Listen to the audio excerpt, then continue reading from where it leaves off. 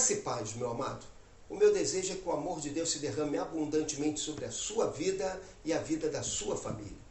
O cristão é uma pessoa que foi salva pela graça de Deus e agora devemos viver para a glória de Deus. O apóstolo Paulo nos ensina isso de modo muito claro na carta de 1 Coríntios, capítulo 10, verso de número 31. Ele diz assim: portanto, quer comais, quer bebais ou façais outra coisa qualquer, fazei tudo para a glória de Deus. Todos os aspectos da vida do cristão devem ser vividos de maneira a glorificar o nome de Deus. Quer comamos, quer bebamos ou realizemos qualquer outra atividade, tudo que fazemos deve apontar para esse alvo, a glória de Deus. O cristão é chamado a, em todo o seu viver, glorificar o nome do Senhor. Observe que comer e beber são atos simples, mas que podiam tornar-se causa de embaraço para a vida dos cristãos. Os cristãos do passado, sobretudo aqueles que viviam lá em Corinto, eles sabiam que a carne que era vendida no mercado, ela era uma carne que anteriormente fora sacrificada aos ídolos, nos cultos idólatras daquela cidade. Por essa razão, havia uma dúvida no coração deles, um questionamento. Será que eles podiam comer essa carne? Ou será que comer uma carne que for anteriormente sacrificada aos ídolos causaria algum tipo de dificuldade à sua vida espiritual? O apóstolo Paulo responde a essa questão de uma maneira muito simples, dizendo o seguinte, no verso 26 desse capítulo 10. Ele fala assim: porque do Senhor é a terra e a sua plenitude. A terra e todos os seres que nela habitam pertencem ao Senhor. Todos os bens e recursos da terra pertencem ao Senhor. Portanto, os cristãos poderiam, sim, comer daquela carne sem que isso lhes causasse nenhum tipo de embaraço ou nenhum prejuízo à sua vida espiritual. Mas então, existe uma outra dúvida que as pessoas levantam. E elas então colocam essa questão para o apóstolo. E elas dizem: mas e se uma pessoa me convidar a comer em sua casa e quando eu estiver à mesa, ela me disser: olha, essa carne, ela foi sacrificada aos ídolos. O que devemos fazer? Como devemos proceder? Então é muito preciosa a resposta do apóstolo Paulo. Ele diz assim, no verso 28, porém, se alguém vos disser isto é coisa sacrificada a ídolo, não comais, por causa daquele que vos advertiu e por causa da consciência. Isso é precioso, porque no verso anterior o apóstolo Paulo diz: olha, se alguém te oferecer uma carne, você não pergunte de onde é e você pode comê-la, porque tudo pertence ao Senhor. Do Senhor é a terra e a sua plenitude. Mas agora ele diz que aquela pessoa que te convidou para estar à mesa com ela te adverte: essa carne foi sacrificada ao ídolo. Então o apóstolo Paulo fala assim: não coma. Mas sabe por que ele diz isso? Ele diz: não coma por causa da consciência.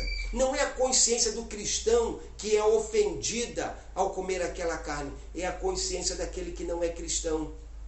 O cristão, ele tem a liberdade para agir de acordo com a sua própria mente transformada pelo Evangelho. Mas aquele que não é cristão, quando adverte um cristão sobre o fato de que aquela carne é sacrificada, caso o cristão dela participe, sentiria-se ofendido e pensaria que o cristão, temendo a Deus, também participaria de um ato de adoração aos ídolos. Olhe como o apóstolo declara isso. Porém, se alguém vos disser isto é coisa sacrificada a ídolo, não comais, por causa daquele que vos advertiu e por causa da consciência. Consciência, digo, não a tua propriamente, mas a do outro. Pois, porque há de ser julgada a minha liberdade pela consciência alheia. Observe, a nossa consciência não é ofendida quando comemos algo que foi oferecido aos ídolos.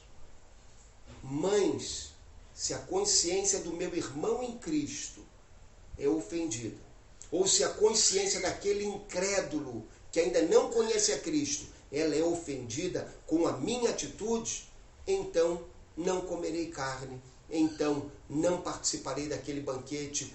Por quê? Porque tudo que eu farei para a glória de Deus, para o louvor do nome do Senhor. Por isso, o apóstolo Paulo declara essa verdade no verso 31. Portanto, quer comais, quer bebais ou façais outra coisa qualquer, fazei tudo para a glória de Deus. Assim, meu amado, nós somos chamados a viver uma vida para a glória de Deus.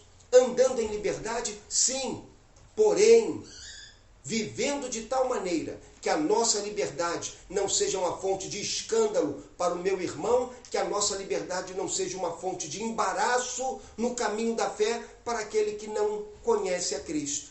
Por essa razão, de novo, o apóstolo diz, façam tudo para a glória de Deus. À luz disso, nós aprendemos duas coisas nesse texto que eu acho que são muito necessárias para a nossa vida diária. Primeiro, olha o que o apóstolo Paulo nos fala no verso de número 32. Não vos torneis causa de tropeço, nem para judeus, nem para gentios, nem tampouco para a igreja de Deus. Nós, se queremos viver para a glória de Deus, renunciaremos a alguns dos nossos direitos, prerrogativas, em amor, para que não nos tornemos causa de tropeço, motivo de escândalo, embaraço para a vida dos nossos irmãos em Cristo, para a vida daqueles que conosco caminham no caminho da fé cristã. Uma segunda atitude, o apóstolo Paulo a revela no verso de número 33. Ele diz assim, assim como também eu procuro em tudo ser agradável a todos, não buscando o meu próprio interesse, mas o de muitos, para que sejam salvos. Observe, nós, buscando viver para a glória de Deus, renunciaremos a alguns de nossos direitos.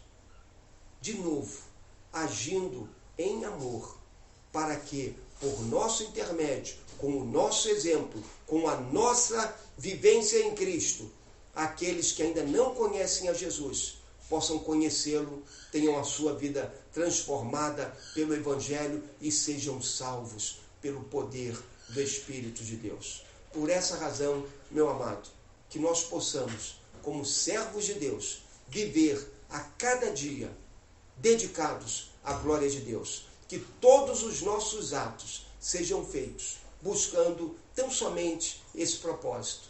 Que tudo façamos para que o nome de Deus seja glorificado em cada dia da nossa vida. Que Deus te abençoe.